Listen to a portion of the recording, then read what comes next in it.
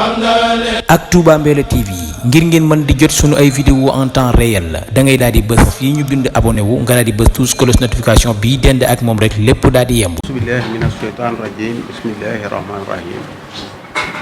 wasalaatu wasalaam ala asrafil mursalin sayidina wa mawlana muhammadin il makin wa ala alihi wa sahbihi sawi ridwan wa tamkin. asalaamaaleykum wa rahmatullahi taala wa barakatuhu. monsieur le gouverneur ñu ngi lay nuyu bu baax di la sant ci taxawaay bi nga xam ne taxaw nga ko ci CRD bi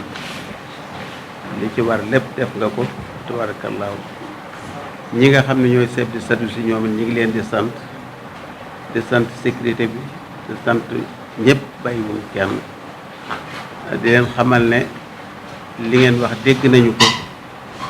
dañu it buñ demee ba ca fan yay mujj nga xam ne fa la ñuy def évaluation danañ xool luñ ci def ak luñ ci defut. wóor nañu ne nag pas-pas bi ngeen am ci def kooku moom xam nañ ko bu baax ndax kenn ku ci ne lii def nga ko budul benn budul ñaar di am ci pas-pas kon loolu ñu ngi leen ci gërëm bu baax damaa ñuy xam luñ ci def ak luñ ci defut. leen xamal ne itam bis bi ci bis yi mat a gën a jàpp la bokk. amul benn bis boo xam ne bii ci yoon wi ëpp na ko ci solo ndax Sëriñ Touba moo lu am solo ci Touba rek moo ko def lu am solo ci mouridisme moom la lu am solo ci lislaam lu ci bari moo ko def leneen li ci des ay bokkam ñi nekk ci waawoon ak ñeneen nekk jàpp ci lañ man doxin woowu mooy wi nga xam ne moom lañu xam ñu di ko doxe waxtu wu nekk dara du ca manqué kon bisam bés bu ñu war a boole ci programme yi la. am na kuñ fi laaj léegi mu ne bokkul ci programme yëpp la war a bokk. lu ñuy def ci màggal yi lu ko def ci bés yi di ko def ci bésu Sëriñ Touba yi bés bu ñu war a defal Cheikh Massamba la te ku ko def da nga def lu neex lu neex Sëriñ Touba ndax moom xam na fu mu tegoon Cheikh Massamba li nga xam ne moom la waa baax noonu la demee léppam la mbokkam la ci wàllu ndey mbokk la ci wàllu kokki yi ci wàllu baay mbokk la ci wàllu kokki yi itam ku baax kokki ku nekk mbokk nga ci moom dañ Massamba Anta Ceebu moom mu ñu ko tuddee ku ñu xam ci kokki la kon fa tabarakallahu moom mooy léppam. gannaaw bu loolu wéyee itam ñu leen xamal ne ni mu wax léegi ci wax ji am na solo lool ndax dafa defoon ko fonk Sëñ Touba bëggoon ko lool ba tax sëñ Modou Moustapha bi mu fi nekkee mu jàppe ko ne Sëñ Touba di ko jàppale ci lu baree bare di ko taxaw lu baree bare sëñ Modou Moustapha moom it joxoon ko cër bi nga xam ne war na ko jox ba mu mat sëkk. lépp nag loo xam ne daanañ ko def Sëñ Touba ñoom la koy boole moom sëñ Modou Moustapha sëñ Fallu ñoo ëpp luñ leen di boole luñ leen di tudd ci ñu ànd ak sëñ Massamba waaye Sëñ Touba daan na leen wax ne Moustapha bu leen jàpp ne bu leen ko jàppee jàpp leen ko seen way jur la de dénk na leen ko ba tàyyi kon doxin woowu mooy wi nga xam ne moom la Sëriñ Touba doon doxee ak Cheikh Massamba waaye sëriñ Modou Moustapha ak sëriñ Fallu noonu lañ doon doxee ak moom bëggoon ko lool bëgg fonk ko lool man koo teral lool tubaarkalla moom it nag moom dafa jëndewul dara lu ak taal bi rek la soxla ak ngërëmul Sëriñ Touba rek moom la soxla woon soxlawul leneen loolu ci la jeexal dundam képp ba mu jeex tàkk njabootam mu sóob leen ci loolu te dara soppiwuñ ko ca ba léegi ca ci mag ba ci kii gën a doon ndaw taxawaay yooyu la ñu am loolu mooy doxinu Cheikh Massamba kon bisam ku ci jàpp ba mu mel nam war a mel wóor nañu def nga lu neex Sëriñ Touba def nga loo xam ne gërëm na ko te da nga ci am payu yàlla ak payu yonante bi ak Sëriñ Touba ci boppam.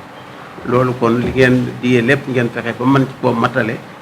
la ci ëpp lépp ngeen def ko xëy na def lépp ba mu mat jafe na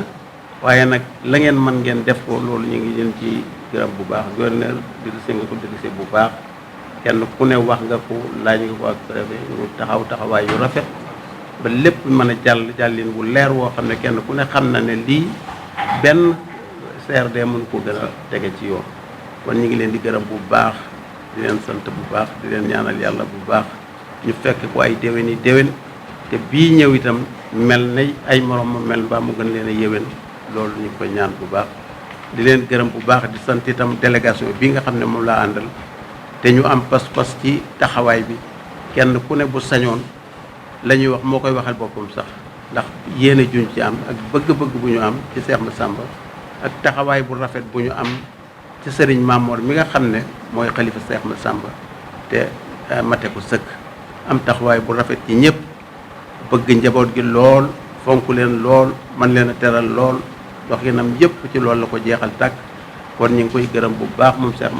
sëñ Mamor di ko ñaanal yàlla mu yàgg fi lool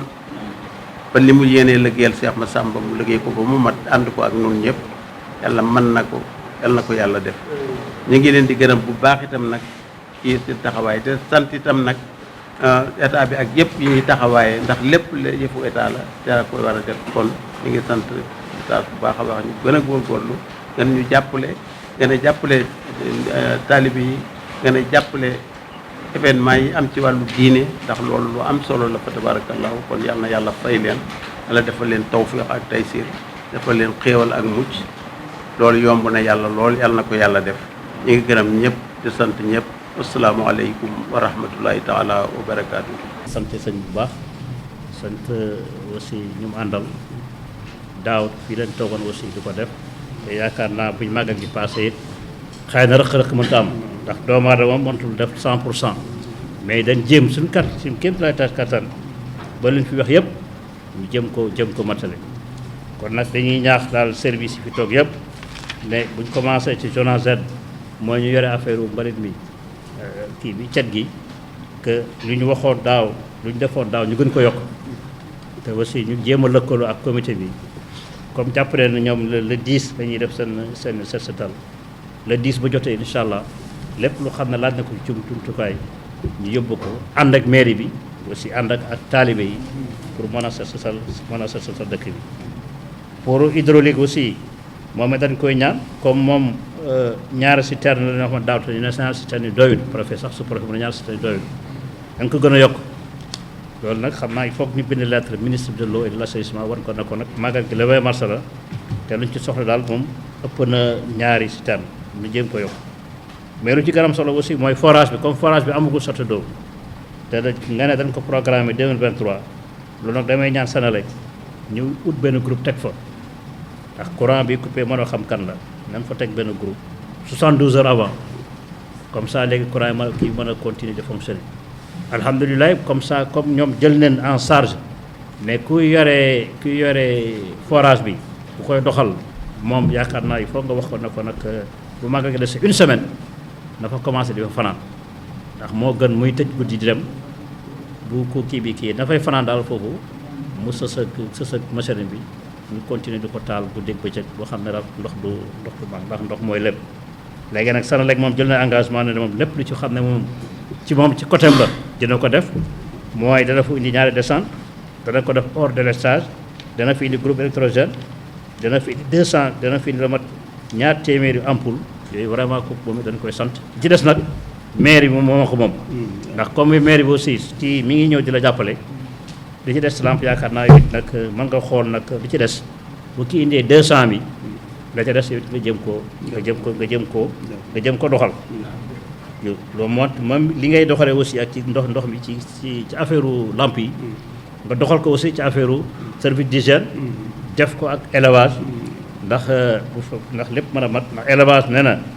fii ak bu ngeen bëgg a xaj yi ñu xaw ko kii foog ngeen xaw ko gaawal yaakaar naa bu ngeen fa jógee rek bu ngeen gisee le maire de Touba Abdoul Ahad Ka na ko kat ñun lii leen bëgg a def avant le 10 lii ak lii la laaj lépp yaakaar naa dina mën a antu kon nag damay invité aussi service d'hygiène ak Maam Diarra li ngeen soxla aussi ngeen bind ko jox leen ko ñoom ndax ñu mën ko teel a xam yooyu yaakaar naa bu ñu ko defee du kii boo jëmee ci affaire vidange aussi damay ñaan aussi waa ONAS lu mu gën a gaawee rek nga teel koo kii comme ça aussi ñaari camions yi nga wax pour ñeenti fan ñu mën a teel a mën a sotti bu sottiwul aussi ñu mën ko teel a xam ndax aussi comme ñi ngi waajal réunion d'évaluation bu réunion d'évaluation bi jotee ñoom dañ leen invité boo demee nga wax ak ñoom boo waxee comité bi dana dégg li wax bu fereen léegi ñu mën a xool nag yan mesures la mën a jël bu fekkee en tout yan mesures la mën a jël ci diggante bi pour indi ko saafara mooy même chose aussi pour effort pour bâche yi Sonatel bu ñu fi jógee dañ jéem a xool ak monsieur le sous-préfet dana xool ak Sonatel Touba pour xool naka la mën a defalee ba réseau bi bu nekk Daaru Karim réseau bi jag loolu yaakaar naa ni li ci des nag mooy police gendarmerie sapeur pompier ñooñu sañu liggéey ñoom yaakaar naa ñoom xam nañ ko miñ nañ màggal yi li ci des daal mooy ñoom ñi ngi noonu comité bi ñu ngi noonu dajee leen ngeen waxtaan bu ngeen dajee waxtaan rek yaakaar naa ngeen wax li ngeen bëgg ñoom la ñu wax la lu mën a demee loolu yaakaar naa bu ngeen ko defee rek du kii douane nag danañ ko wax aussi mu jéem a yombalal ñi ñëw wante yombalal ñi ñëw nag taxul nag ñu bàyyi lépp mu jàll waaw yombalal taxul nga bàyyi contrôle waaw moom dañ ko yombalal mais nag du tax aussi ñu bàyyi contrôle ndax bu xew-xew yu mel nii amee ñuy gàmmu ñoo rax jëm ñooy ànd loolu yaakaar naa loolu aussi ñu jéem koo kii région médicale dañ ko wax pour poste avancé yokk garab yi dañ ko wax service d'hygiène aussi moom wax nañ ko léegi élevage wax nañ ko léegi commerce aussi moom it dañ koy ñaan nekkoon nag mu gën a yokk contrôle ndax aussi jamono ji bu tollee nii amoon na prix yi mënuñ ko yokk wante nag amoon na fi benn màggal bu fi amoon bu ñu koy fàttaliku daaw bu amul xawoon na ñaaw trop loolu yaakaar naa aussi ñu jëm ci taxaw ba su jotee kenn du téye lu xam ne produit yi xam ne moom la nit ñi gën a soxla ñu téye ko ba mën a prix bi gën a ba prix bi gën a mën a yokk yaakaar loolu commerce dañ ci liggéey ak lu xam ne nag li baaxut produit yu xam ne dafa périmé ñu gën ci taxaw ci contrôle bi ndax waxtu wi leen nit ñi mën a am temps pour mën ko jaay DMTA nag dañ saisir ministre de l'intérieur dañ ko bind lettre ministre de l'intérieur wax ko na ko daaw lii nga indiwoon ci màggu Daaru Karim bi ñoom ren it lii leen soxlaat loolu bu ñu paree rek bu ñu joxee léegi yaakaar ne fii ngoon dañ ko mën a bind waaye CSA aussi moom it dana saisir ministre du développement communautaire moom moo yor affaire dund bi je crois que loolu daal lañ amoon di sant Eaux et Forêts moom it aussi dañ yéenay bind lettre jox ko pour wan ko na ko lii ngeen soxla ci matt ou bien lii ngeen soxla ci kër yi wax na sax ngeen jox ko chef de secteur bi nee naa la yokk lañ jox leen ko préfet pour mën a yëg ne lettre bi départ na parce que lettre bi day déparé Mbacké ñëw fii lay déparé ñu doog ko yónnee Dakar ñun nag bu ñëwee ba fii ñun kii bu koy yónnee moom dana ci jox benn copie ñu xam ne kat lettre bi yegg si na fii mais nag pour mu xam ne préfet xam ne ma nga Mbacké moom ngeen koy jox waaw ba yaakaar naa daal loolu la amoon sëñ bi di leen gërëm di ñaanal vraiment xale bi mu gën fa yàgg lool di ñaanal xalif général day Mouride aussi xalif général Baye Fall di ñaanal xalif général yi ci Sénégal yëpp yàlla defal ñu jàmm yaakaar naa daal lu ma ci am solo waaw ñaanal suñu région bi waaw ñaanal vraiment dañuy sàkk ñaanal suñu région bi bu bokk ci région yi gën a développé ci Sénégal yaakaar naa loolu lañ bëgg ndax bu développé rek ñëpp ci su bopp waaw nañu yàlla dafa jàmm waaw te ñu dellu jàmm ci dëkk ba billahi mina sheytaani rajim bismillahi rahmaani rahim mbokk yi ñu ngi leen di nuyu kenn ku ci nekk ci turam ak santam di ñaanal Cheikh Mouhamadou Mountakha Khadimu Rasoul mu yàgg fi lool te wër ak Serigne Mamor Anta Sali moom mi nga xam ni moo fi toogaayu Cheikh Massamba di nuyu bu baax kilifa jataay gi di Serigne Cheikh moom nga xam ne moom mooy jëwriñu njabootu kër Cheikh Massamba man nag Abdoul Wahab Gaye laa tudd bokk ci commission communication di Màggal Daaru Karim monsieur le gouverneur monsieur le préfet monsieur le sous-préfet messieurs les représentants des forces de défense et de sécurité, messieurs les représentants des services décentralisés de l'État, messieurs les journalistes, chers membres du comité d'organisation du Grand Magal de Daaru Karim. Je voudrais juste, de manière synthétique et brève, sur 5 minutes, parler de cette grande figure emblématique qui était le frère cadet de Cheikh Ahmadou Bamba et qui était, donc on disait, le prolongement et le symbole, notamment Serigne Massamba. Serigne Massamba Mbacké est né à Patar en 1883, après le rappel de son vénéré père, Mamor Anta Sali Mbacké. Il était baptisé par son grand frère et guide spirituel Cheikh Ahmadou Bamba Khadimu Rasoul, le serviteur par excellence du prophète Mohammed sallallahu alayhi wa sallam. Je veux dire que Seigne Massamba était baptisé sur recommandation de son défunt père. Il portait le nom de Serigne Massamba Anta Thiébo. Benjamin des fils de son père, dont l'aîné était Mamor Diarra Mbacké, Borom Sam, suivi de Cheikh Ahmadou Bamba. Serigne Massamba appartenait aussi du côté maternel à la famille la plus célèbre de Koki. Sa mère, Sokhna Aïssatou Diop, fille de Serigne Mor Khoudia Diop, Serigne Massamba Anta Thiébo, Serigne Medoune Penda Bouyo et Serigne Makhtar Noumbé, était auparavant l'épouse du Damel Lat Dior avec qui elle a eu un enfant qui porte le nom de Serigne Mor Issa Diop. Dans la chronique populaire du mouridisme, Serigne Massamba est présenté simplement comme le frère de Cheikh Ahmadou Bamba et le vocalisateur de ses écrits. Cette image sommaire de cette figure emblématique de l'islam est à la limite caricaturale parce que ne reflétant pas ces deux aspects les plus saillants de son personnage. Mais en revisitant toute sa personnalité, on découvre la haute stature de ce grand précurseur qui se confond avec le profil de Cheikh Ahmadou Bamba Khadim Rassoul, fondateur du mouridisme. Serigne Massamba était d'une générosité rare et exceptionnelle. Un jour, Cheikh Ahmadou Bamba Khadim Rassoul l'appela pour leur montrer. Serigne Touba avait appelé tous les disciples pour leur demander, pour leur montrer des tasses qu'il avait reçues en don. Et constatant que quelques-unes avaient disparu, il demanda aux disciples de sillonner partout le commerce pour lui en trouver. Les recherches furent vaines, mais Serigne Massamba ne se décourageait jamais plutôt. Chaque jour, il faisait le tour de l'ensemble des commerçants de la ville avec une confiance aveugle que vouloir c'est pouvoir. Un jour, un commerçant marocain de la place, en fouillant son magasin, trouva une caisse de 1000 tasses non encore ouvertes. Ne possédant pas d'argent avec lui, il prit la caisse et laissa son disciple Serigne Youssou Ndaw comme gage, c'est le commerçant.